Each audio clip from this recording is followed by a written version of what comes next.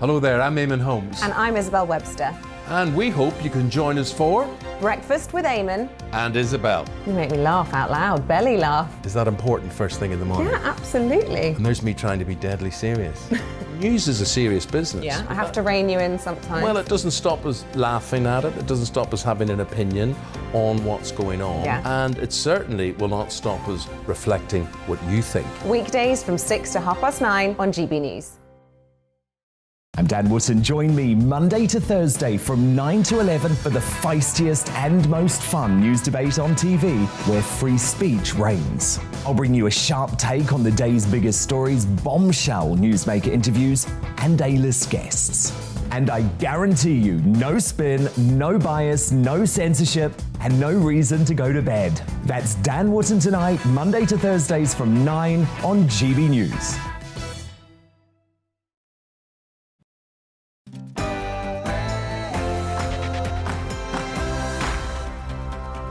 It's 11 o'clock. It's time for Headliners. Tonight with Sajila Kershi and Leo Kearse. I'm Mark Dolan, and we will be taking a comedic romp through tomorrow's papers. But first, the headlines with Miranda.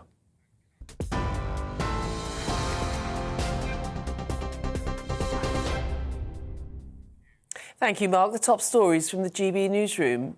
Boris Johnson has told Ukraine's president that Vladimir Putin's barbaric actions are testing not just Ukraine, but all of humanity. During a phone call with Volodymyr Zelensky, the Prime Minister said the UK would continue to pursue more options to bolster Ukraine's self-defence. Earlier, Mr. Zelensky visited wounded soldiers in hospital and presented them with medals. A Russian airstrike which hit a large Ukrainian military base close to Poland has killed at least 35 people and wounded 134. Russia admits to carrying out the attack, which took place less than 15 miles from the Polish border. The Kremlin claims it destroyed a large amount of weapons supplied by outside nations. The Ministry of Defence says Russian naval forces have established a distant blockade of Ukraine's Black Sea coast, effectively isolating it from international maritime trade. The move comes as the Foreign Secretary Liz Truss held further talks with her Ukrainian counterpart. Dmytro Kuleba says the pair discussed the next steps to apply more sanctions on Russia. It's believed 125,000 people have now been evacuated via humanitarian corridors across Ukraine. Speaking in his latest video address, the Ukrainian president stressed the key task is still Mariupol, where 400,000 people remain trapped. Volodymyr Zelensky also said Ukrainians remain determined to overcome the challenges of Russian aggression. Russia has lost thousands of items of military equipment. They've lost 74 planes and 86 helicopters. We know they have more, but we also know that we will keep defending. Ukraine is not surrendering. Servicemen are not surrendering. The people are not surrendering. The government says 21 Ukrainian children with cancer have landed in England to receive life-saving treatment at NHS hospitals. Meanwhile, anyone who opens up their home to Ukrainian refugees for at least 6 months rent-free will be given £350 a month as a thank you payment from the government. Those offering accommodation will be vetted and applicants will face security checks. And leading actors have shown their support for Ukraine at the BAFTA Film Awards in London. Benedict Cumberbatch was among those wearing a badge or bow in blue and yellow, the colours of the country's flag. The actor, who stars in The Power of the Dog, which won Best Film, also hinted he'd be willing to welcome a refugee into his home. Well, on TV, online and DAB plus radio, this is GB News. Now it's back to Headliners.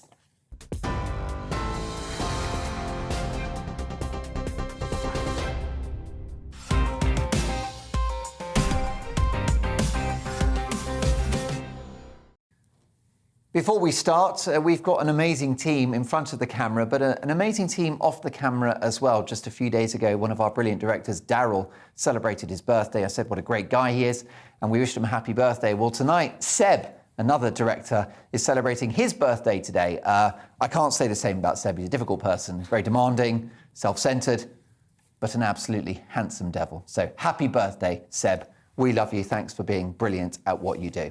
Welcome to Headliners, a comedic romp through tomorrow's papers with me, Mark Dolan. Tonight, I'm joined by a woman famous for her dry wit, Sajila Kershi, and Leo Kearse, famous for his dry skin. I have eczema. I think it's psoriasis. No, it's definitely eczema. It's been diagnosed. Well, I'm pleased to hear that. Well, we've got some cream for you, which I'll apply liberally in the course of the show. Nice, not conservatively. No. This is where our politics changes, when we apply medical treatments. Too right. Listen, thanks for working on the Sunday, which is the Lord's Day, Sajila. It is. It's the day of rest. Happy birthday to all the people who are celebrating happy birthdays today. Oh, yeah. And There's I've bound got to some be a cream. few. I get eczema around my eyes, so I got some cream you can have. Oh, nice. Yeah. See, look at that. Look at that. The left and the right Abundance sharing. of cream tonight. Yeah. Sharing. Yeah, what they are is they're the funniest and itchiest comedians in the country. They are positively inflamed, folks. OK, well, look, we'll inflame you, not just with wit, but some of the biggest stories of the day. Let's take a look now at tomorrow's front pages. We'll start with the Daily Mail. And we've got this story, and it's a big one. Putin's deadly warning to the West. UK intelligence report says a Russian attack just miles from the NATO border is in the offing. Vladimir Putin yesterday issued a stark warning to the West by destroying a Ukrainian base near the Polish border. Russian forces fired 30 cruise missiles in the deadliest attack of the invasion so far. Emma Watson beams at the BAFTAs, of course, Harry Potter star, although, of course, she has since thrown the great author J.K. Rowling under the bus. Let's go to the Telegraph now, shall we? US warns Putin as he takes war to the West. Russian leader pushes boundaries after 35 killed in strike on base near the Polish border. Police checks for residents offering refuge to Ukrainians is another story in the Telegraph. The Independent, Putin's deadly missile strike on NATO's doorstep. Dozens killed in attack on military base 25 kilometres from the Polish border. The Guardian, Russia, with that story as well. Russia escalates war in Ukraine with attack close to NATO border. Former UN chief warns UK against fracking. The former UN Secretary-General has warned the UK against fracking as the world stands at a dangerous point in the climate crisis. Ban Ki-moon there, definitely not reading the room. How about Financial Times? Russian strike at Western Ukraine base sends warning signal to NATO. We've just shown you there the Guardian. We've got all the stories. We've also got, if we can have the Times next, guys, and if you've got that one for me at the ready. War reaches NATO border. Russia strikes base 15 miles from Poland. A devastating photograph of a blown-out car, blown-out houses in what is becoming a hellish conflict. Daily Express, Oscar winner William Hurt dies aged 71. Very sad news, a brilliant actor. Putin's missile strike brings war to NATO's border as well in the Express. Metro, as Putin's war rages on, refugees need you. Register today to help those forced to flee the bombings of their homes. And the Daily Star, spooks, Putin sick, Vlad's void rage. Mad Vlad invaded Ukraine because he's pumped up on steroids. Puffy-faced Putin's crazy and violent behaviour is down to drugs treating a deadly illness, the world's top spy network has said. Could he be ill? Here's hoping. And those are your front pages.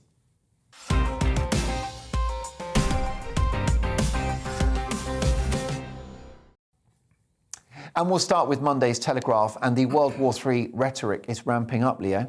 Yeah, so this is Putin has made like a further provocation to the West. So previously, the NATO countries have said, if you step over the line out of Ukraine, then we're going to, bring the full force of NATO against you. And Putin, just yesterday, he bombed a training camp just 15 miles from the border with Poland. So in the very west of Ukraine. And this was where foreign fighters were arriving and being trained, and also where Western ammunition and weaponry was being stored, that was being given to Ukraine.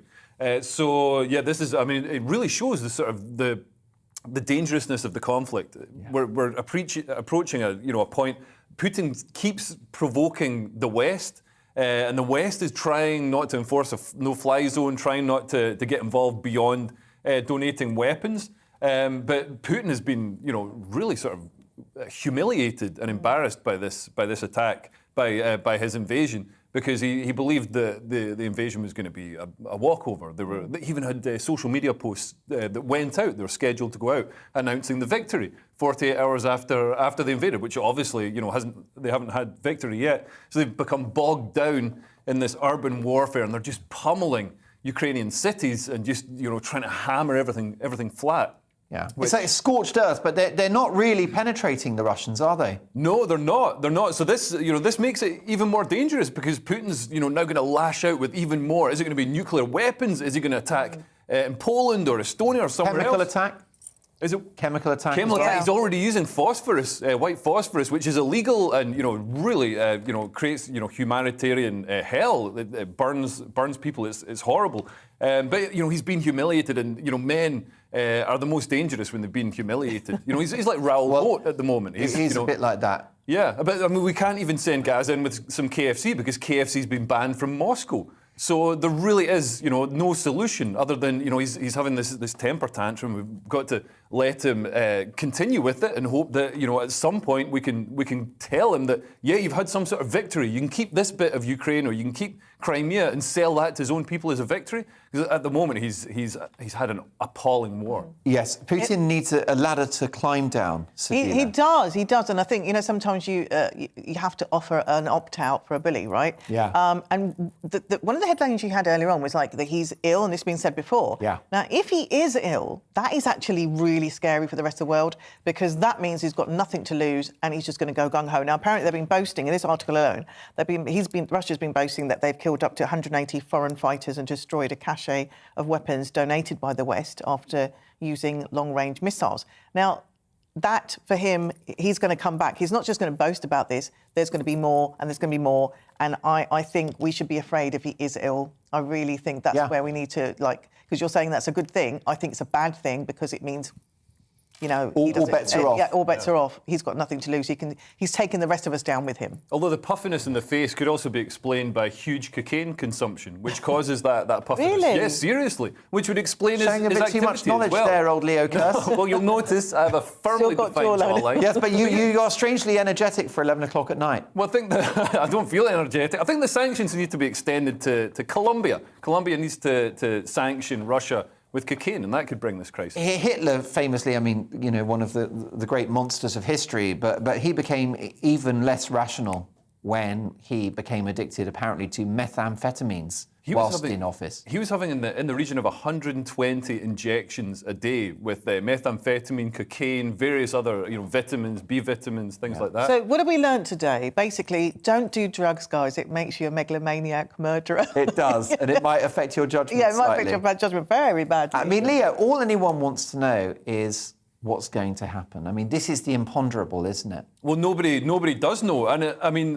with the possible end game, which has been given a possibility of 1 in 80 being all-out nuclear war, which would be devastating. Particularly for, I hate to be selfish, but for London, which is, quite a target for Russia. And, previously, the oligarchs all had their houses in Knightsbridge, so that was an insurance policy because they weren't going to bomb London when they owned half of it. But now that they've been booted out of London and there's all these sanctions, we don't have that insurance policy anymore. So I'm not sure it was the best idea. That's a really good point, because we've just actually made ourselves a city. We should give them back the houses, let them stay, then maybe just keep us safe. Well, let's put an oligarch in every British town in the country. Don't you think? Oligarchs. In fact, yes, come to my home, oligarchs. I will feed you again. Yeah, well, there you go. Put Roman Abramovich's son in Coventry, his daughter in Birmingham, his second cousin up in Glasgow. Let's just share the love. You'd send Roman Abramovich to Coventry. That is quite appropriate. Yeah, I was thinking the same thing. Which we don't say anymore, because we say cancelled now. No one sent to Coventry. That's right. Sent to Coventry means you've been cancelled, I've been cancelled, right? yeah. It's the old-fashioned cancelled, Well, the problem is, do you know why? Because Coventry has had such inward investment that now being sent to Coventry is good news. It's actually something you would want. And I think we've all performed comedy in Coventry, haven't we? It's a great place for comedy. Great audiences. Great people. Well, moving on to a story in Monday's Times, but covered in most of the papers, where Vladimir Putin's actions bring the war closer to America, Sajila. Yeah, so American journalist Brent Renaud was shot dead near Kiev. So Brent Renaud, 50 years old, who was covering the invasion, was filming, he's a documentary filmmaker, so he's filming refugees escaping, died after Russian troops opened fire on a car containing foreign journalists in Irpin on the outskirts of the capital. Now, it's the first Western journalist, I think, that we've lost. There's been an injured one as well in that whole thing. And I looked this up, like about journalists dying in conflict in Ukraine. But actually, since independence of Ukraine, more than 60 journalists have died in very mysterious circumstances, or they've been assassinated. And they are often used as in political battles to serve the government's needs. So that I found interesting. And they died in Ukraine or in Russia? In Ukraine. Right. In Ukraine, yeah. So that was weird. And so here's the thing. Now, President Biden, I don't know if you remember, he said that if you recall, he said, let's be clear, he doesn't want to escalate the war, but he said on February 15 that he would respond forcefully if any Americans were targeted. Now, I think that's quite important because here we have an American journalist targeted and they're saying, look, the Russians have done this. And I wonder if this is some way, and I'm just a comedian, I don't know anything, but I wonder if this is a way of getting America to kind of get involved and help Ukraine fight this war. Yeah. You know, because we have got... in war, people do bad things on both sides, and we have to sort of remember that. Yes. Yeah, definitely. But very, very sad to lose this, very talented journalist. And I feel for every journalist out there that's covering these. They're heroes too. They are heroes, and we must remember that. Yeah. Yeah. Well, I was thinking of sending Leo out for a couple of months, actually. Sort it out in a weekend. Yeah, that's right. Or make it much worse. Send a translator because they won't understand the Scottish. They'll think it's a weird variant of Russian. Do you think the Ukrainians could do with more iron brew? I wonder whether that would help. Well, I think the Ukrainians have been the Russians have been going through and looting Ukrainian shops and getting all the food and supplies that should be going to Ukrainians because they don't have the supply lines going in from Russia. But we're going to see a lot more of foreign, or when I say foreign, I mean Western people being killed in Ukraine because there's more journalists and also all the troops, the foreign reservists and volunteers that have arrived. I mean that's what the shelling yesterday was. It killed 35 people. Yeah. So there'll be Americans and British and Europeans. So we're going to get pulled. I think we're going to get pulled in by these strategic kind of murders. Really. Yeah. We're going to get pulled I'm into a these bit wars. worried about World War III by default or by accident. Yeah. Yeah, I don't think that would be reason enough for NATO to step in because these people have volunteered to go and fight in Ukraine, or this man volunteered to go. And I don't think it was actually they're covering it. No, because he had the Times, the New York Times badge, the press pass, and the New York Times said that he wasn't actually working for them. He'd obviously used a pass, an old pass. So that kind of puts a little bit of a different spin. He just couldn't get a flight to Tenerife. But he had 2 weeks off. He wanted to go somewhere. Oh dear. Yeah. Well, that's it. Look, it's a shocking story, and it does demonstrate just what our journalists also go through to report from war zones. Monday's Independent is covering the story that COVID's going home, Leo. Yeah, so China, after unleashing COVID on the world, is now getting some COVID, which I should probably sound less happy about that. But yeah, they've had a 2-year high of nearly 2,000 new local symptomatic COVID cases on Sunday as infections rose. And apparently infections are rising around the world as well as natural immunity fades and everybody sort of forgets about it because Ukraine's in the news all the time. But yeah, so China has had this zero tolerance policy with COVID, which worked, fairly well when it was Delta and containable strains. But Omicron is so infectious that a zero tolerance approach just doesn't work. So it will get through, and you're infectious when you're not symptomatic. So yeah, it's going to spread. But also, it's just not as deadly as previous versions. So well, I mean, I like to actually quote people that are the other end of the argument. Bill Gates, I think we can argue he's pretty pro-vaccine, right? Yeah. And this is a guy who said, look, Omicron is actually the new vaccine. He said in a press conference, Omicron has effectively, he said unfortunately, it has beaten the vaccine to it. Yeah. In terms of herd immunity. Do you think, what do you think, Sajila, has the appetite for further measures gone now? Because I've seen people on social media say, look, if you tell me we're going into another lockdown, I just will ignore it this time. Oh, no. Have the government lost the dressing room on that one? Oh, no, that's never going to happen. People Really? are going to do what they're told. Though we all did what we were told in the first lockdown and thereafter to protect. We made sacrifices. And I think that argument was lost the moment there was parties, and like total disregard for the rules that they'd made themselves. But going back to China, they have to be zero tolerance because obviously they've got to be shown to sort of, do it. And actually, it's very draconian, but it does work because they have kept their cases lower than many other countries.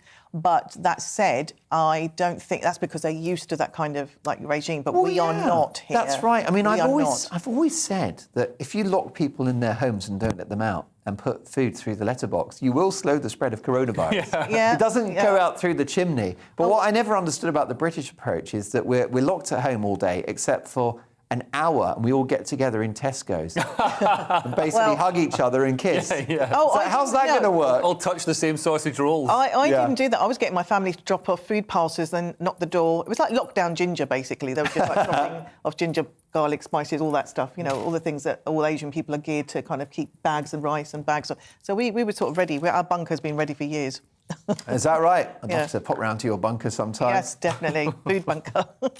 Well, look, worrying news now from the Metro that the Queen's health might not allow her to make her husband's memorial. Sajila, very sad. Oh, yeah. I'm a huge fan of the Queen. Wonderful. So she could basically miss, this is in the Metro, Prince Philip's memorial amid growing health fears.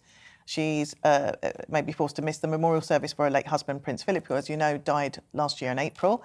And the thing is, she's 95.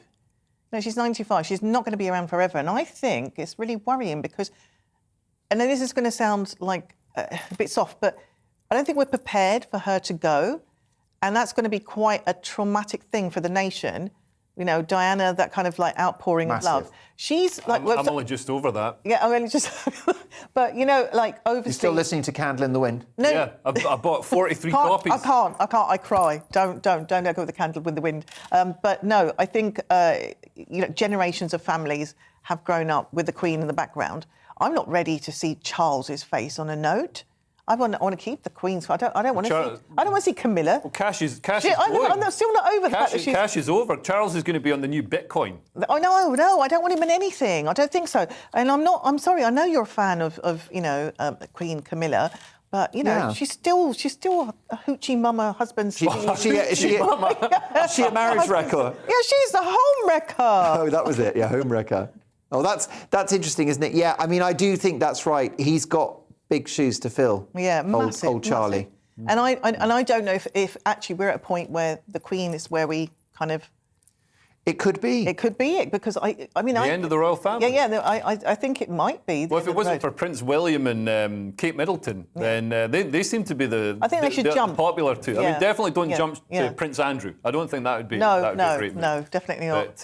But yeah, I think Prince William and Kate, Princess Kate. Yes, Princess Kate, I suppose. Kate, they're popular. They seem quite nice. She's the, they fell in love at university. It's all nice. She's the Duchess of Cambridge. Stealing Duchess of Cambridge, isn't she, old Kate? She's the Duchess of Cambridge. Oh, is that right? Yeah. Yeah. And I think she's got queen-like qualities herself. Yeah. She seems to be born to head of state. Yeah, she's had years of practising it, hasn't she? Yeah. Since she's been with... obviously, they got together when they were quite young, so... She has had years of practising. She's earned the job. You raise a good point, and we want the Queen to just be with us for a long time to come. But when she does pass away, there is a question mark about the future of the monarchy, I think. Can we clone her? Could we clone the Queen? Well, that's not a bad idea. That'd be great. Start again. And also, I don't want Charles because the Crown. He's not, I don't like him in the Crown. It's not working, is it? It's not working. Totally agree. Don't like him. Cloning the Queen, what a great idea. And we might take a couple of strands of Leo Curse's DNA as well, just for personal use. King Leo. Leo means king, doesn't it? Lion. Lion it means, king. or star sign. Yeah. Leo the Lion. Who knew? Well, we are roaring into the break now because we're going to pay the bills, but we've got so much more to come. In part 2, we're going to discuss flashers, hecklers and witches. Typical gig for us comedians. See you in 2.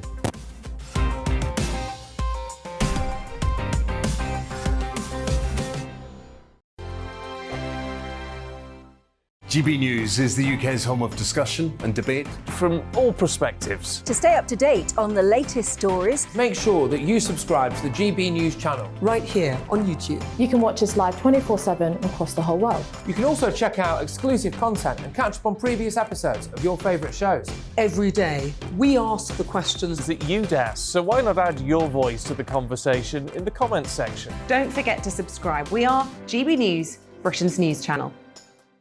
Every night at 11 on GB News, we bring you the next day's stories the day before. It's basically like time travel. If it's a big story, we'll cover it, guaranteed. But we'll also have some fun along the way. Big opinions, big laughs. Sometimes big hair. This is Headliners, the paper review show that won't send you to sleep like the others will. 11 p.m, 7 nights a week.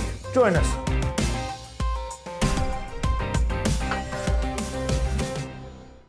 Hello there, I'm Eamon Holmes. And I'm Isabel Webster. And we hope you can join us for Breakfast with Eamon. And Isabel. You make me laugh out loud, belly laugh. Is that important first thing in the morning? Yeah, absolutely. And there's me trying to be deadly serious. News is a serious business. Yeah, I have to rein you in sometimes. Well, it doesn't stop us laughing at it. It doesn't stop us having an opinion on what's going on. Yeah. And it certainly will not stop us reflecting what you think. Weekdays from 6 to 9:30 on GB News. I'm Dan Wootton. Join me Monday to Thursday from 9 to 11 for the feistiest and most fun news debate on TV, where free speech reigns. I'll bring you a sharp take on the day's biggest stories, bombshell newsmaker interviews, and A-list guests. And I guarantee you, no spin, no bias, no censorship, and no reason to go to bed. That's Dan Wootton tonight, Monday to Thursdays from 9 on GB News.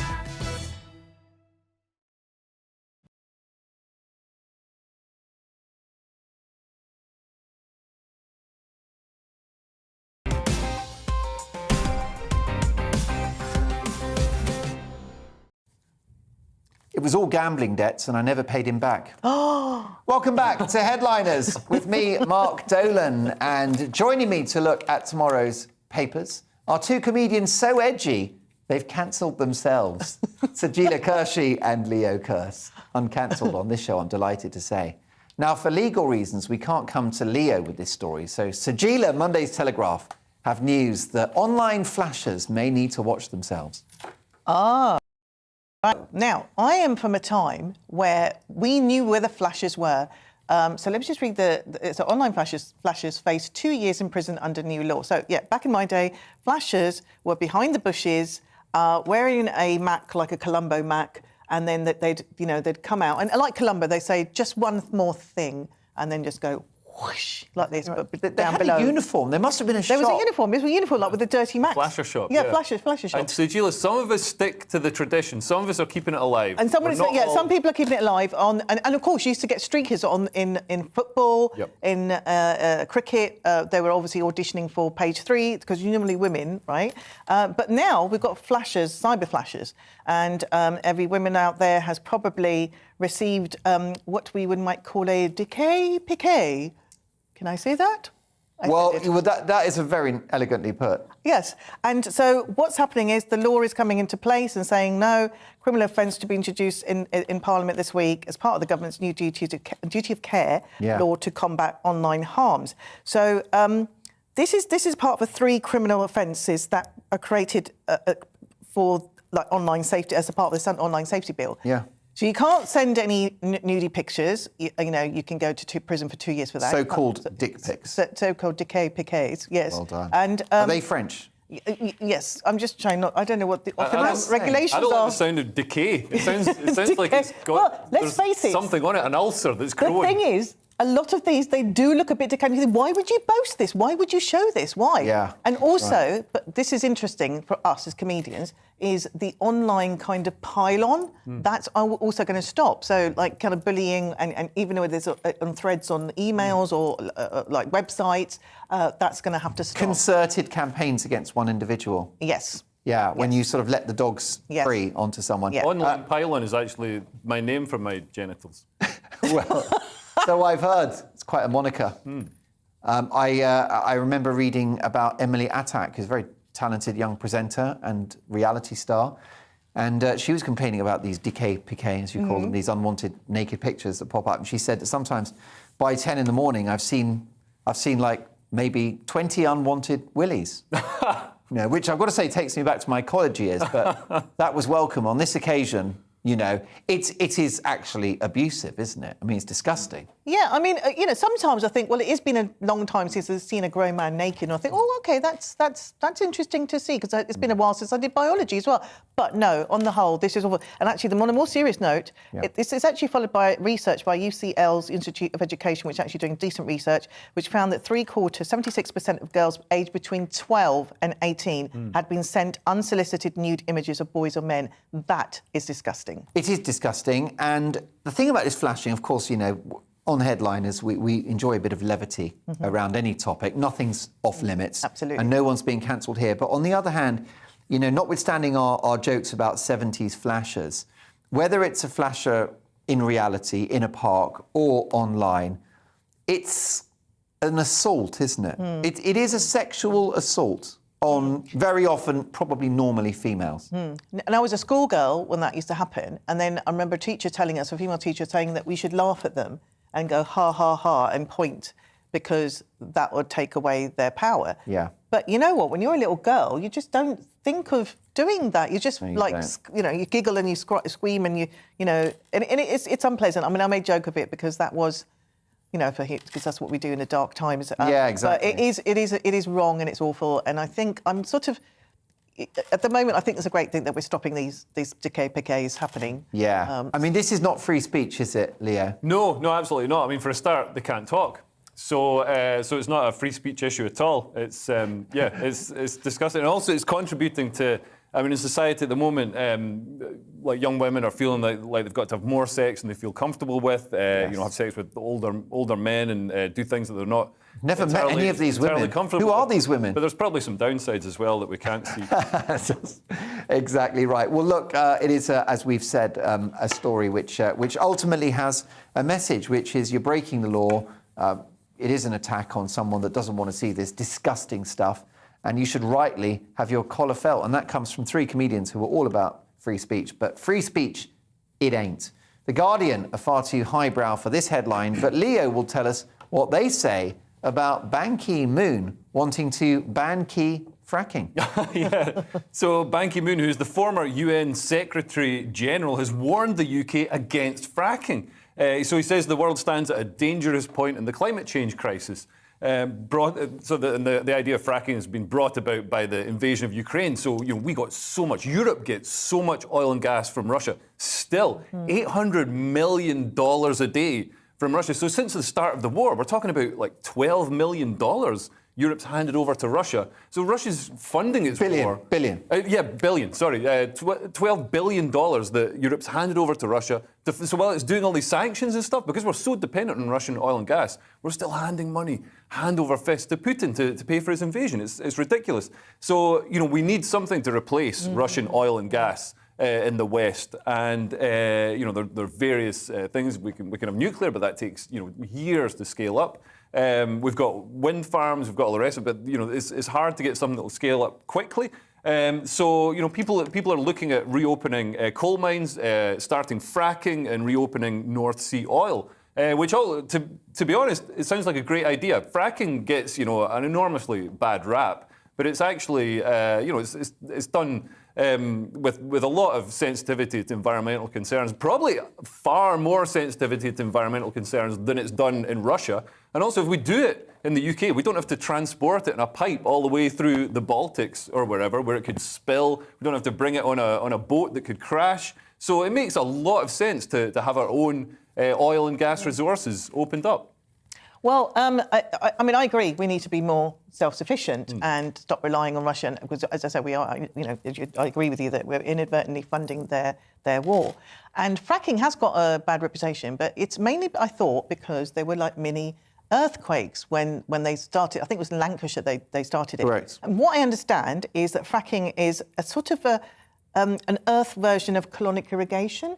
So what happens is they either go in horizontally or vertically, and they go straight into the earth, go deep, deep, deep until they hit something, and then it opens up and the gas comes out. So it's like an earth fart. Sounds quite basically. arousing. An earth fart, isn't it? And but that can also cause little mini tremors. So I think they were probably worried that we. Where are we on the colonic now? We're on the we're on the earth colonic irrigation, the fracking, and so those little mini earthquakes. I think they might. I think that it's a very sort of minuscule, like 1.2, which is probably like a sneeze. I think, isn't it? Yeah. So yeah, I don't think it was like massively huge. So I don't know.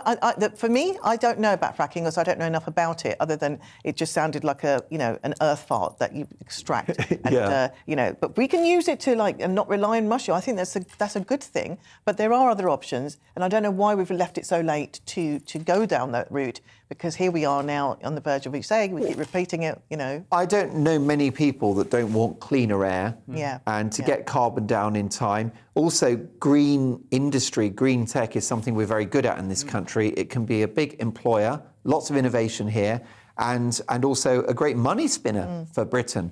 But it can't be done, as you mentioned, overnight. And I think we've been very quick to dispense with fossil fuels in the short term, given the geopolitical situation we're now in. And what's worse, World War III or some tremors in the earth? Some sneezes. Yeah. Well, the earth moves for me whenever these guys are in the studio. And that's not fracking. Although I wouldn't mind having a good frack with young Leo, never say never. Maybe the GB News Christmas party. Monday's Daily Mail now. Actually, no, forgive that. Let's go to The Guardian next, please. And in somewhat related news, UK ministers are promoting e-bikes for the masses. Not that I imagine they'll be giving up their chauffeurs themselves. Yeah, ministers should consider subsidising e-bikes as they do electric cars. I didn't know they were subsidising electric cars, but here we go. Campaigners have urged, after a study found that mass use of such bikes could create more than 2 billion in health benefits and cut 1 million tonnes of emissions annually. So we're just talking about emissions. And, it's a win-win situation. You get fitter, you save emissions, money on petrol. However, in New Zealand, they do have these bike sort of things, but also those little scooters, electrified scooters, but they're lying everywhere, and so they're like a bit of a health and safety hazard, and lots of people are breaking legs and stuff. But I think it's a good thing. I don't know if it's similar to the Boris bike thing, but I think we have got way too many cars on the road.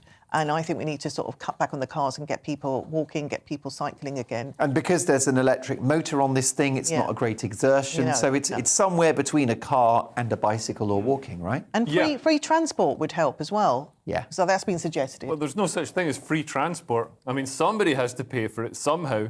Bus drivers aren't driving it for free. Buses don't cost nothing. That was a good plan. Why do you have to ruin it? Why? What it means is instead of paying for it yourself, you get taxed. Yeah, but the lateral flow tests, they're free, aren't they, the lateral flow tests? I hate to tell you, but... Wait, diversity officers in the NHS, they're free? We're going to be paying for all this stuff for the rest of our life. We're going to pay for this? But it's good to see, at least it's something that's affordable being subsidised. Previous sort of electric vehicles have been cars. So Teslas, which cost 50 grand, 60 grand, so only available to the richest in society, have been subsidised by the taxpayer. So you've got some poor guy, plumbers and cleaners paying tax to pay for some rich guy to buy a Tesla. It's ridiculous. So at least this is something that we can all get on and enjoy. Too right.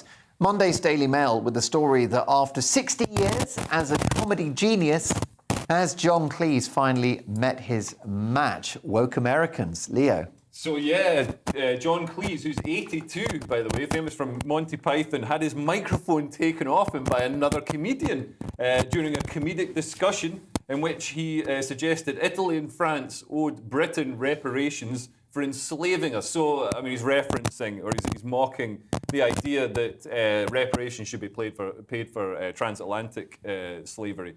But I mean, he raises a good point. If we're going to go back 400 years, why not go back another few hundred years and look at the Romans, the Normans, and the Vikings, which all of them came over to the UK and did terrible things. We couldn't do anything about it because there were no hashtags back then, so we just had to put up with it. But now that we've got Twitter and we've got cancel culture, we can do something. So yeah, but he was slammed by the other people on the panel. I want to return to this briefly, but we've got an issue with your microphone. So Martin, should we take a quick pause? Let's do that. We've got some more brilliant stories, so we'll just get... we want to make sure that we hear every word of Leo and, of course, Sajila as well. So more top stories in 2.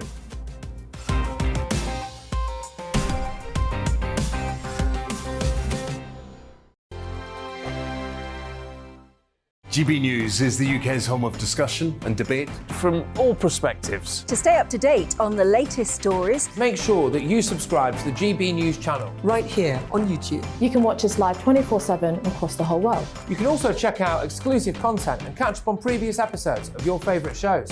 Every day, we ask the questions that you'd ask, so why not add your voice to the conversation in the comments section? Don't forget to subscribe. We are GB News, Britain's news channel. Every night at 11 on GB News, we bring you the next day's stories the day before. It's basically like time travel. If it's a big story, we'll cover it, guaranteed. But we'll also have some fun along the way. Big opinions, big laughs. Sometimes big hair. This is Headliners, the paper review show that won't send you to sleep like the others will. 11 p.m, 7 nights a week. Join us.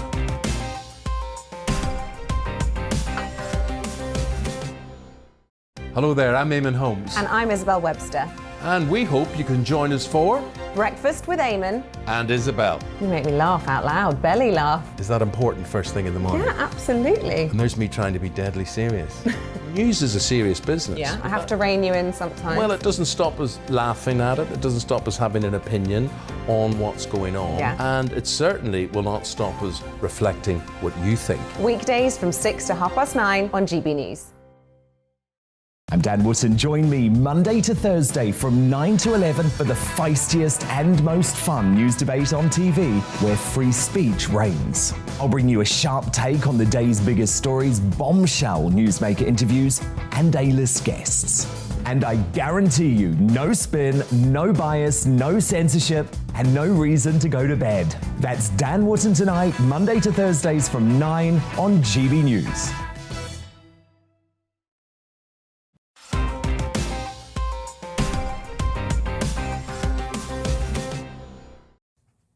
I said you might be pregnant, but I'm not the father.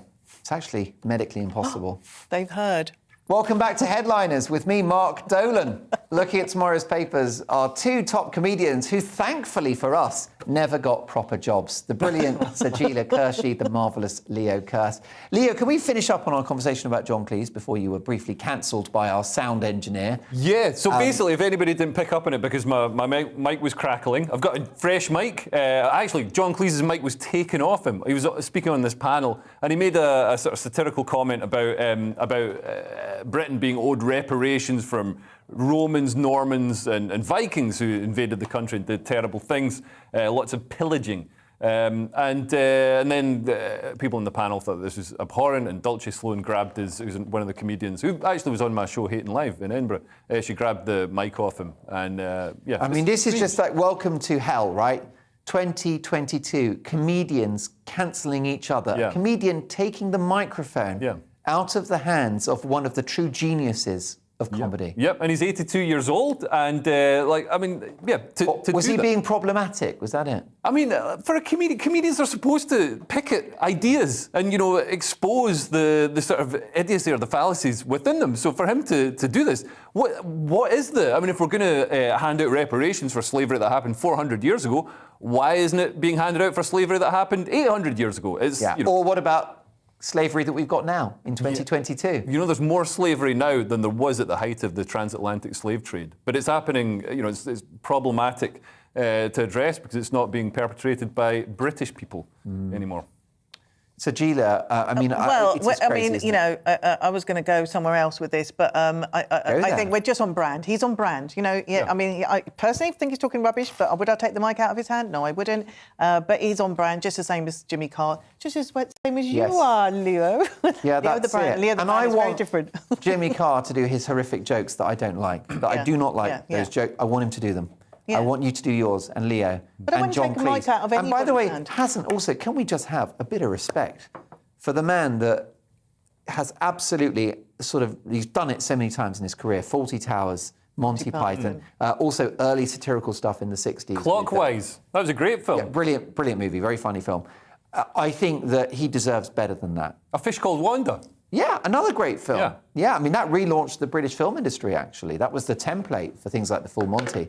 A bit of respect for a legend. It's like, where is the hierarchy here? How dare this no-name comic do that to John Cleese? Yeah, well, we've been told, You know what I mean? my culture, Asian people, we respect our elders, irrespective of whether we think they're right or Well, wrong. if you're in a recording studio, right, and you're some sort of up-and-coming singer-songwriter, right, or you're in a boy band, if you've got Sir Paul McCartney sat there at the piano, tickling the ivories, it's like, you let him get on with it, don't you? You don't sort of shove him off the piano stool and say, it's my turn, mate.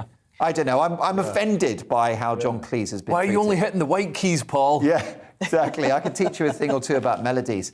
Monday's Guardian with a story for you, Leo. You are a Scotsman. Let's talk about witches. I am a Scotsman, so you're talking of things that happened hundreds of years ago.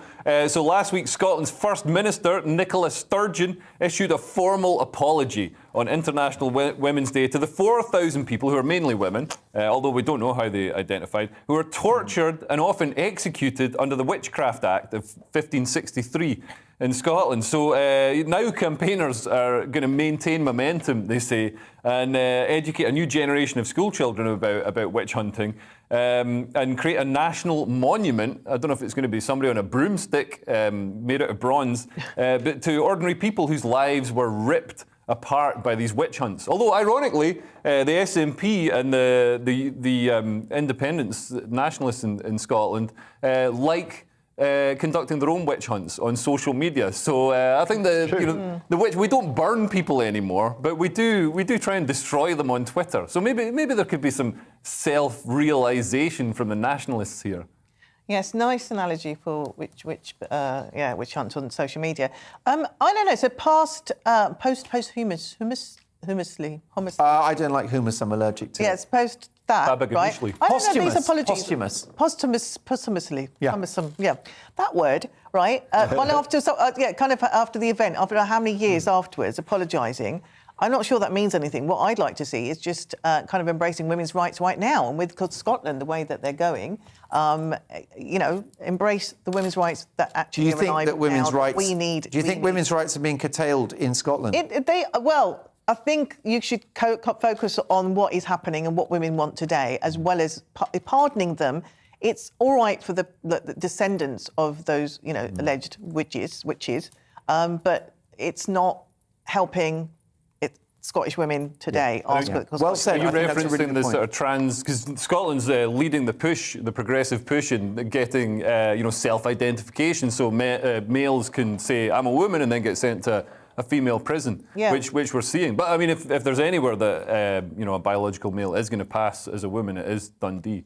So, yes, I've been there and I've got the T-shirt to prove it. Sajila. Yeah.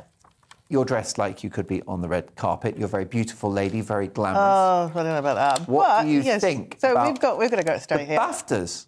Yes. Have you just come from the BAFTAs? I've just come from the BAFTAs. Were GB News nominated? I know. GB News was nominated, and they said, look, headliners, Mark Dolan tonight. All winning. We're winning because we're here. We're winning because we're here. So BAFTA stars are advised to dress respectfully. What's wrong with me today?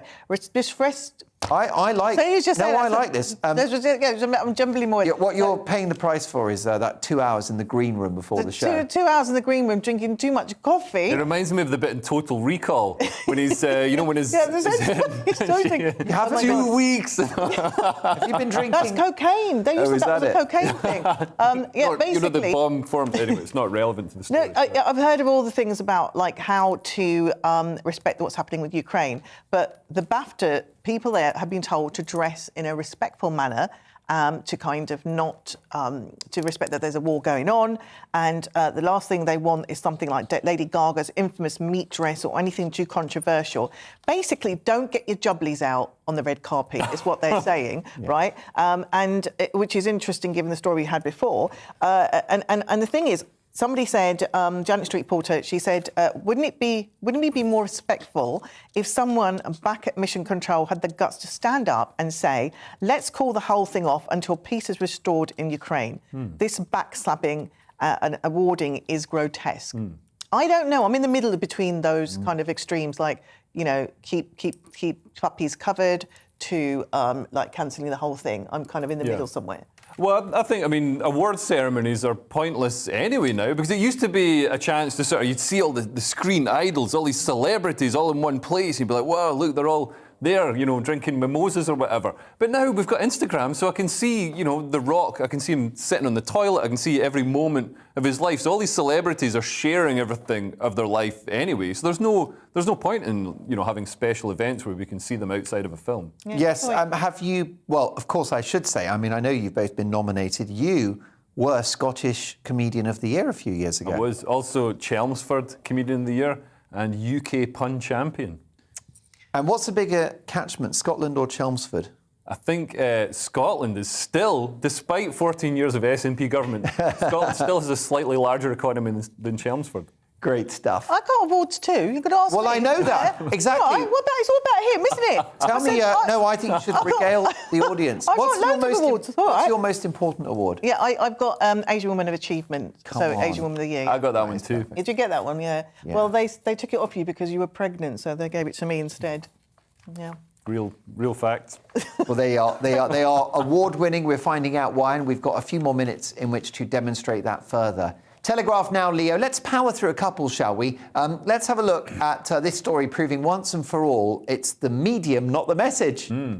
Yeah, so this is in the Telegraph. So police in Russia have been cracking down on protests. There have been protests in Moscow, in St. Petersburg, various parts of Russia, because people in Russia, they're not happy with the war, and they can see what's happening to the country. They're losing all their, McDonald's, IKEA, all the Western things that bring some fun to Russia are leaving. There's even a fat guy handcuffed himself to the door of McDonald's in Moscow. But some of the police are cracking down pretty hard because Putin knows he has to repress any sort of speech and make sure people don't rise up against him. So somebody was detained by the police in Nizhny Novgorod, central Russia, for holding up a blank poster. So there was nothing on the poster. There was no message insulting to to Putin or anything. But she held up a blank poster, and you're not allowed to hold up a blank poster anymore. So, and there's no mention. That is so powerful. No mention of the war is allowed. So if you mention any mention of the war whatsoever in Russia, you can be potentially sentenced to 15 years in prison. It's ridiculous. And now that various social media firms have been blocked or pulled out of Russia, Russians aren't getting anything apart from state propaganda. It's a true shocker. Monday's Guardian with the news that in Mississippi they like you to keep the butt you've already got, Sajila. I like big butts, I cannot deny. OK, so Mississippi teacher fired for reading. I'm so sorry. I'm so sorry, viewer. I don't know. These things just come out of my mouth and I haven't thought them through. Mississippi teacher fired for reading I Need a New Butt to children. So what happens is that the administrator in the school was unable to attend to these children to read to them.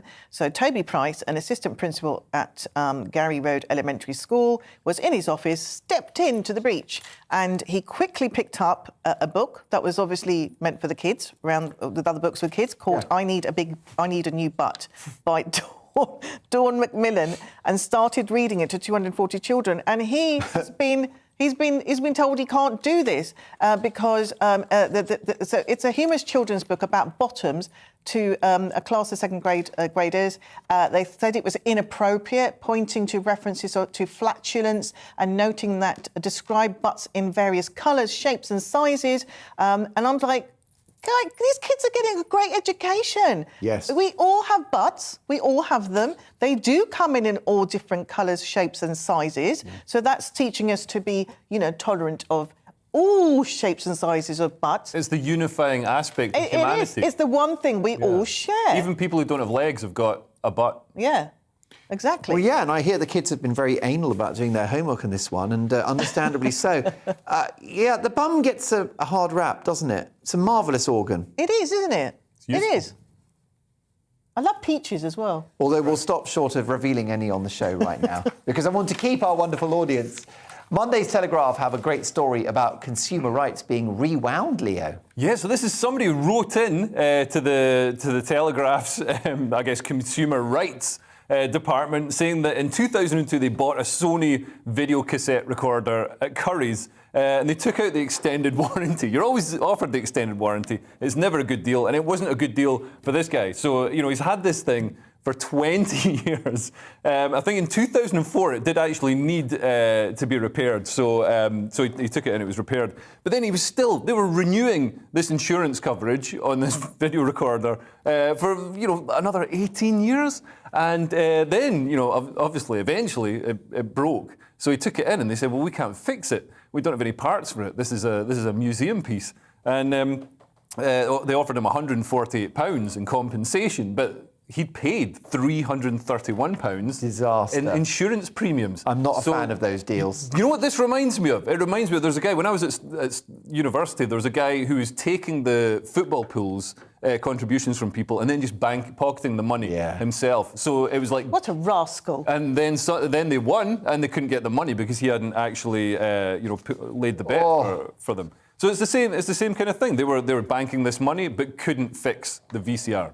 Well, let's go to Monday Sun now, and a story about dating etiquette. Sajila, have you ever been asked for a refund? Oh, but I have got friends. So a woman is asked to refund a man £76 for 5 days after she lied about having a kid and wasted his time. This is what he says. Yeah. So she goes on a date with him. He doesn't want to date single parents. She's got a kid. He finds out that she's got a child, and in a conversation later on, and says he wants this amount. He's worked it out for 5 days, £76. I've got friends who... their partners, when they split up with them, had like a tally of what they'd spent in the relationship. And I know, and I'm sorry, but what a miserable, miserly, horrible little man. He should stay single for the rest of his life, because who does that? Once you spent money, it's gone. Like, if I spend it on my friends, if I go out, that's it, it's done, it's done. Why would you go back there? And what were you expecting for your money?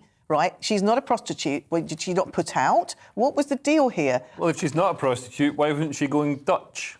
I mean, in defence, this guy, he spent over £300 on dates to this liar. So what was he expecting for £300? Well, he was expecting somebody with honesty and integrity that wouldn't hide the fact that she had a child. Did he think she was going to marry him? All this money. He's only asking for £76 back. I think this man's a modern hero. I think he's a turd. Well, then you won't be dating him. And listen, we're not pulling our punches. You're about to get married. Do not do this to your future wife. It's been a hot date with these two, and I don't want my money back. Thanks for your company. I'm back on Friday at 9. Headliners is back tomorrow at 11.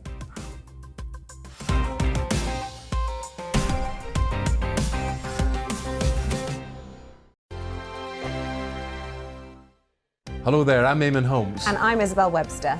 And we hope you can join us for Breakfast with Eamon and Isabel. You make me laugh out loud, belly laugh. Is that important first thing in the morning? Yeah, absolutely. And there's me trying to be deadly serious. News is a serious business. Yeah, I have to rein you in sometimes. Well, it doesn't stop us laughing at it. It doesn't stop us having an opinion on what's going on. Yeah. And it certainly will not stop us reflecting what you think. Weekdays from 6 to 9:30 on GB News. My name's Tom Harwood, and every weekday we bring you The Briefing live from 9:30 a.m. The stories, analysis and live debate that you need to hear. Quite right, Tom, of course. Was this something that had been considered at all? Difficult to answer. Gas-guzzling helicopters circling. Noise is being made here. Joe Biden walking out. Thank you very much for joining us. Don't miss it. The Briefing with me, Tom Harwood, Monday to Friday, 9:30 a.m. on GB News. GB News is the UK's home of discussion and debate from all perspectives. To stay up to date on the latest stories, make sure that you subscribe to the GB News channel right here on YouTube. You can watch us live 24/7 across the whole world. You can also check out exclusive content and catch up on previous episodes of your favourite shows. Every day, we ask the questions that you'd ask, so why not add your voice to the conversation in the comments section? Don't forget to subscribe. We are GB News, Britain's news channel. Every night at 11 on GB News, we bring you the next day's stories the day before. It's basically like time travel. If it's a big story,